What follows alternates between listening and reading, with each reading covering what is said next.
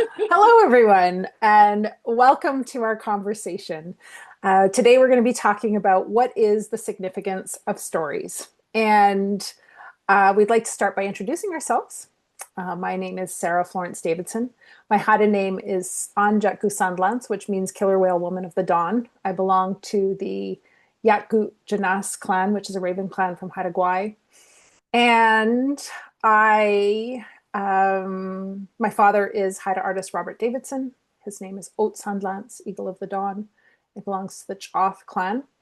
And my mother asks to be introduced as a colonizer. Her name is Susan Davidson, and she is a farmer, an organic farmer. I'm joining you today from the traditional and unceded territories of the Katzie, the Kwantlen, and the Semiahmoo peoples. And just very briefly, a little introduction to my research and teaching interests. I am really, really passionate about Indigenous literacies and storytelling, Indigenous pedagogies, and Indigenous research methodologies. And I'm going to pass it over to Nikki. Thank you. My name is Nikki Yi. I am a colonizer of Chinese and Mennonite ancestry. Um, I'm originally from Treaty 6 territory in Saskatchewan, the territory of the Neheo, and I'm joining you today from the traditional and contemporary territories of the Kwikwetlem people. My research interests include decolonizing possibilities in education, research, and life, because I really want to take these lessons into, my own life and to help me to become a better person, in addition to a better teacher and researcher. So, yeah, that's where I'm coming from. And so Sarah and I decided to create this little video. Um, Partly in response to Instagram post by Dr. Rachel Martin. Her handle is, Raquel Martin. Her handle is Raquel Martin, PhD. And she talked about how we are responsible to creating accessible scholarship and how important that is for people. So we really wanted to create something that our students could take up, that community members could look at, that would be accessible to anybody who is willing and wanting to learn more about story.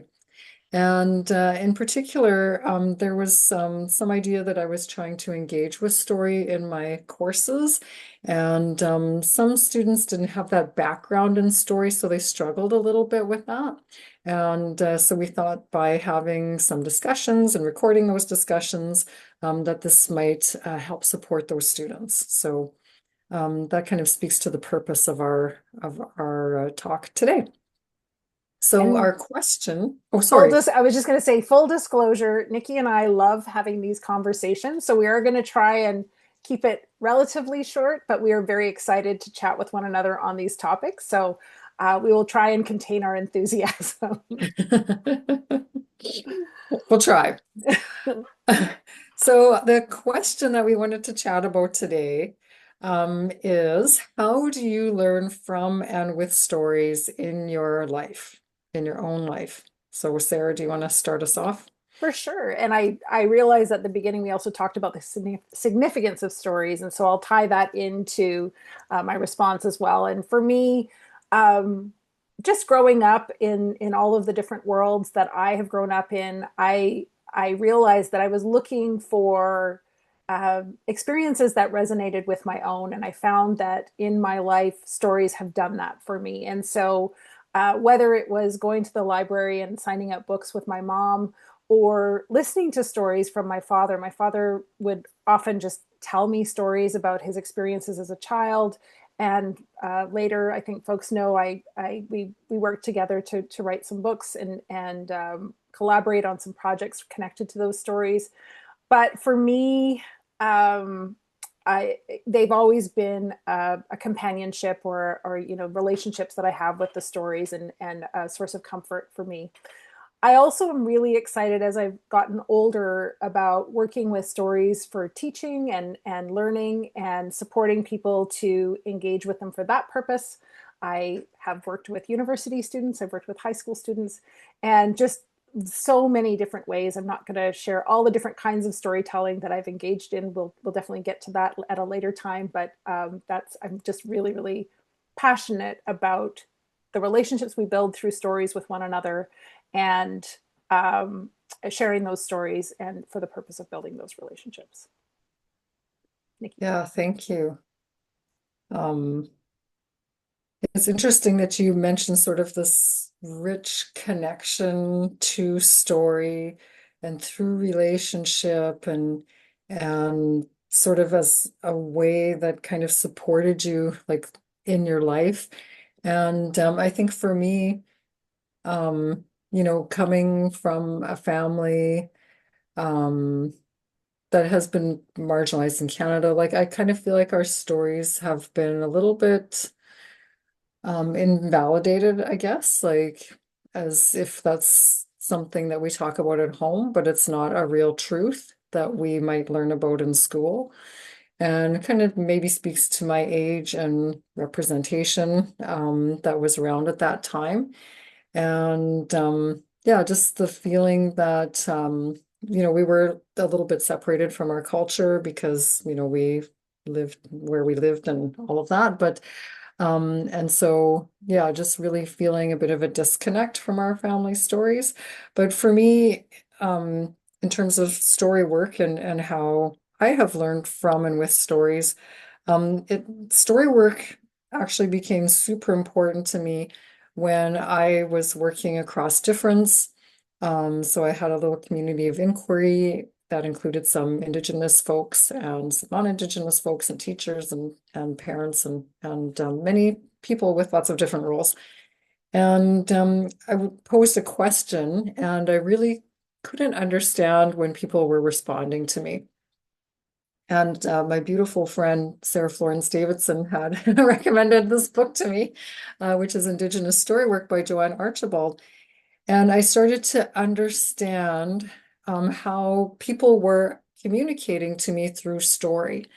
And so it just really became such an important way of understanding people across diversity, of understanding myself in a very a, a, a deep and meaningful and significant way, and just kind of understanding my reality. And so to me, it has been really important in terms of, what it means to be a good person, how to get there, and how to engage with people and collaborate with them sort of in this journey. And yeah, so to me, stories have been very important, especially in the past few years, in terms of my own sort of education and becoming a better person. Yeah.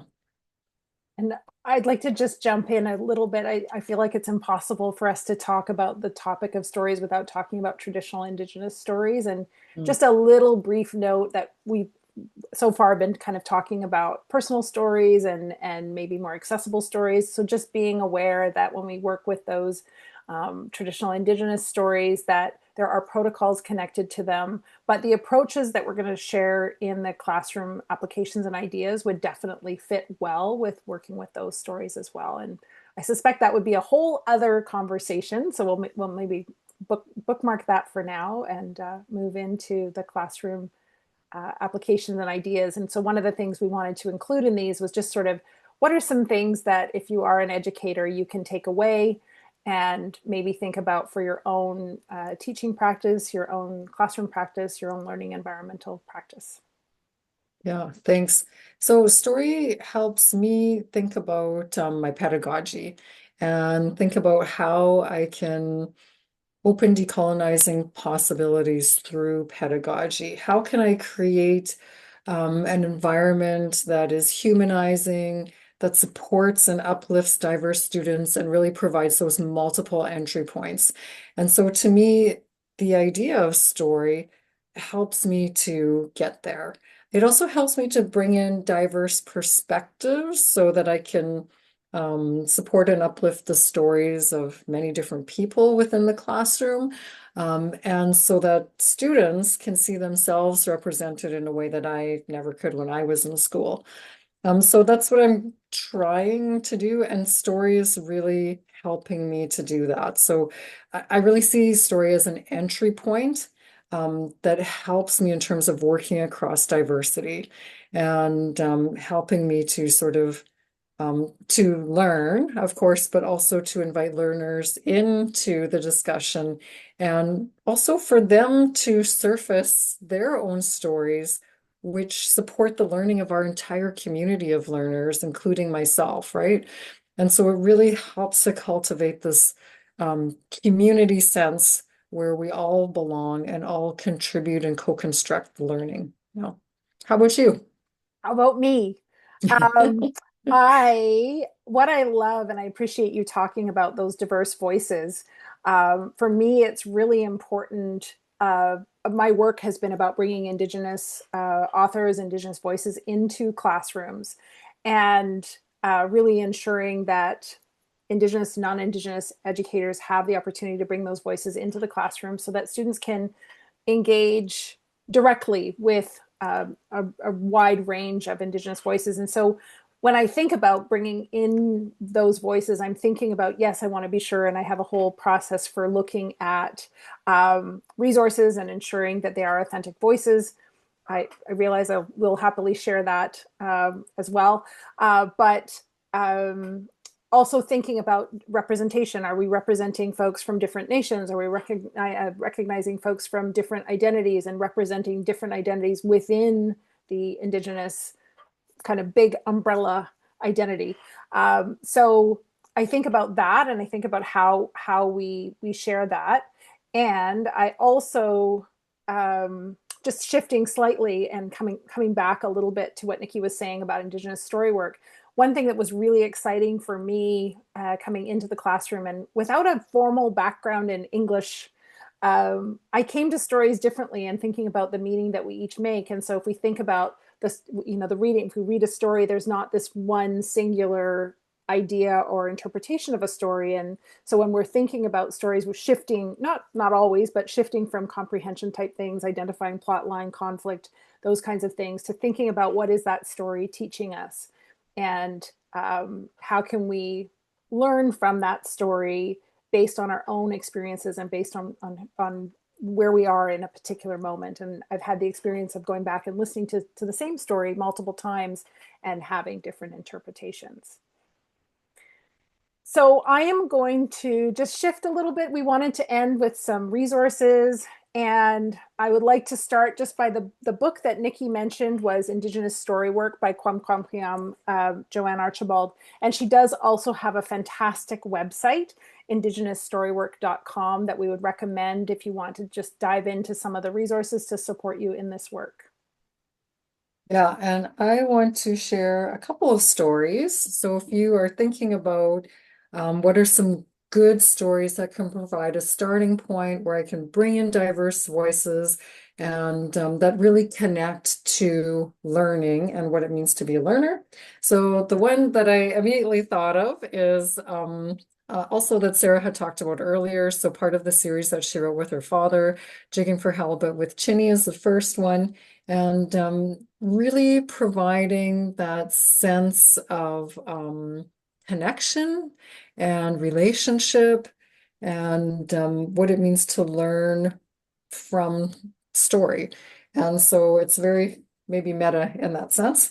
And the other one that we talked about was On the Trapline by David A. Robertson.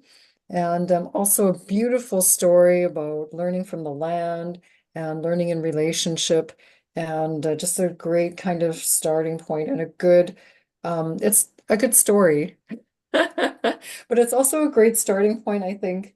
What I find both of these are for me to think about my own stories as well, right? And so I don't want to, as a non-Indigenous person, I don't want to be appropriating story. I'm very sort of conscious of that. But at the same time, I want to think about those teachings and how important they could be in my own life. And so when I think about these teachings and how, there's that connection and relationship, then that kind of prompts me to think about like, well, how did I connect and what kind of relationship did I have with my grandparents or my parents, and how can I bring that into my learning and what it means to be a learner. So these are two great starting points that you could use to think about your own learning, but also to prompt those discussions with students. And I would just add that I have done workshops with high school, and I have high school teachers, and also worked with adult learners. And I would say those two books are really fantastic because they're picture books that can be used with almost any age. And so any chance we get to share picture books with older learners is a fantastic opportunity for me. I really love, and they seem to really enjoy hearing those stories as well. Yeah, I have Jigging for Halibut with Tsinii on my syllabus. So Okay. Anyways, thank you so much for joining us. And in Haida, I say ha'a. yeah, thank you so much. We appreciate you.